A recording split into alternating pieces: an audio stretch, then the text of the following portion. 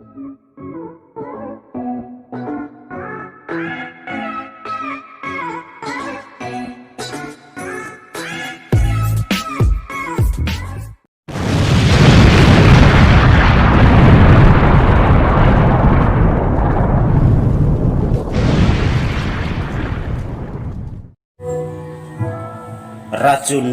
pembunuh impian. Dari artikel Peggy MC Cole.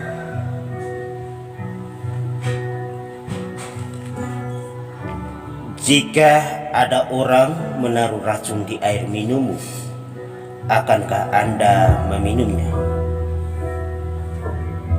Jawaban yang pasti adalah tidak.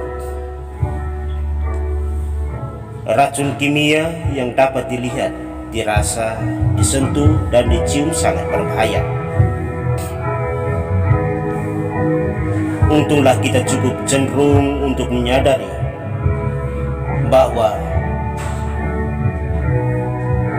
kita tak akan mengkonsumsi saat beracun apapun.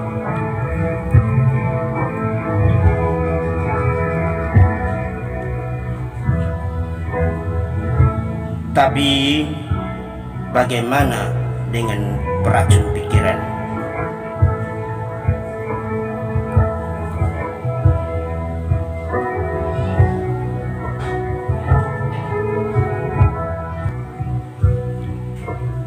Berulang kali orang meracuni pikiran mereka dengan hal negatif, dan meskipun kita tak dapat melihat hal negatif tersebut, akibatnya sangat fatal.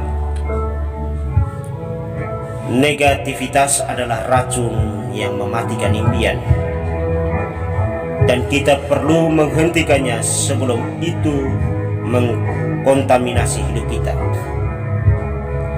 Negativitas mulai dari pikiran yang negatif.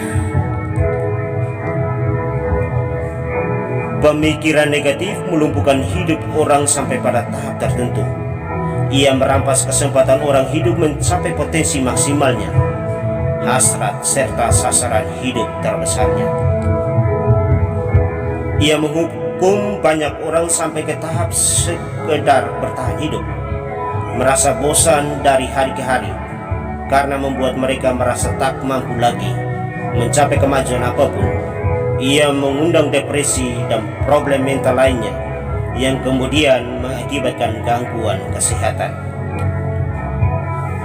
Sobat-sobatku, pemikiran negatif menghasilkan kritik negatif dan merusak yang berujung pada kehancuran. Kehancuran adalah kata yang keras, tapi itu hasil nyata karena potensi yang seharusnya ada untuk kebaikan, kebesaran, dan keberhasilan telah dihancurkan.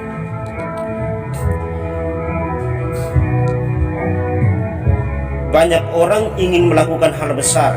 Banyak orang bermimpi menjadi orang yang bisa mengubah dunia melalui karya akbar yang tertulis, dengan melakukan tindakan berani ataupun tindakan sosial yang nyata bagi sesama yang membutuhkan. Namun, perasaan negatif, saya tak bisa melakukannya, merenggut kesempatan mewujudkan impian baik tersebut. Sobat-sobatku, kuburkanlah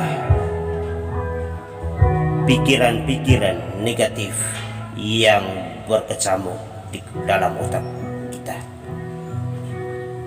Optimis untuk terus berkarya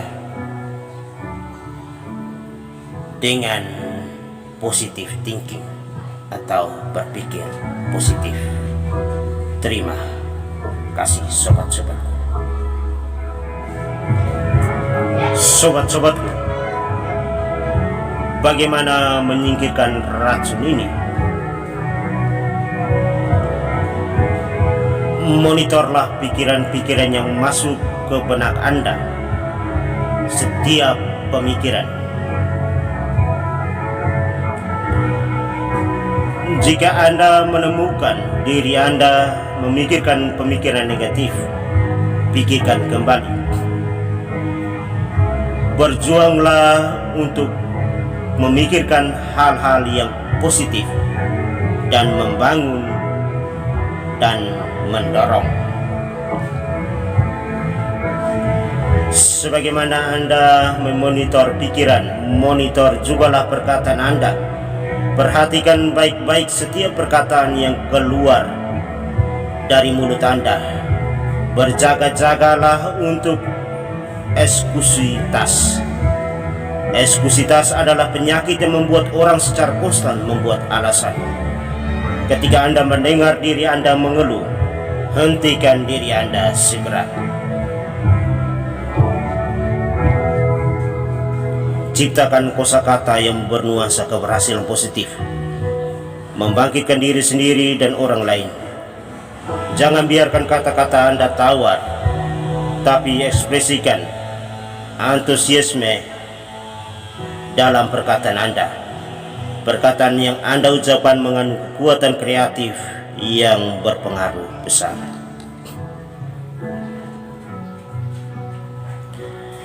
Ada banyak alasan untuk menjadi positif. Jika Anda kekurangan perasaan diri berharga, self-esteem, ingatlah hal yang sangat membantu ini. Yesus sudah mati untukmu. Anda begitu berharga di pemandangan Tuhan Yesus dan Allah Bapa, sehingga Ia merasa perlu untuk datang ke dunia dan mati untuk Anda. Hal ini seharusnya mengangkat nilai dan harga diri Anda. Bagian dari proses mengalihkan energi berpikir Anda dari negatif menuju positif adalah dengan mensyukuri anugerah yang ada dalam hidup Anda dan berfokus pada hal yang bernilai dari setiap situasi. Belajar menghargai dan menunjukkan penghargaan pada orang lain. Tahu berterima kasih akan mendekatkan kepada diri Anda semakin banyak hal yang baik yang Anda harapkan atau sukai. Sobat-sobatku, negativitas adalah jangkar penahan kemajuan Anda. Bebaskanlah diri Anda hari ini dan jadilah orang yang paling positif dan optimis. Kekuatan pujian dan sikap positif itu menular. Karenanya, jadilah pembawa virus positif. Kalau Anda pernah bersikap negatif tentang diri Anda di masa lalu, mulailah lembaran yang baru. Jadilah seorang positif sedemikian sehingga Anda dapat mempengaruhi hidup orang lain menjadi makin baik. Apa yang dulu merupakan kelemahan Anda dapat diubah menjadi kekuatan Anda. Terima kasih sobat-sobatku semua.